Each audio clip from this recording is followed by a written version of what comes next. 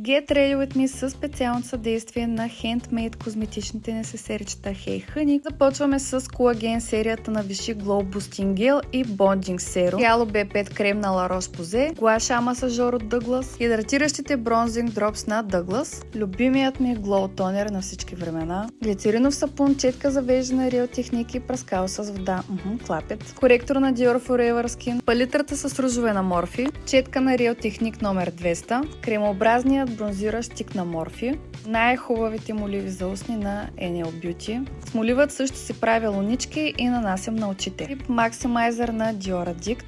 Я гледайте! Сенки за веждана Catrice нямат аналог. Тектинг джели на вазелин вместо спирала. Тая ги уби. Клапет! Мили мои, това е единственият грим, който аз правя, единствените продукти, които аз използвам и виждате как несесеричето на Hey Honey доста умело побира всички тях. Чао!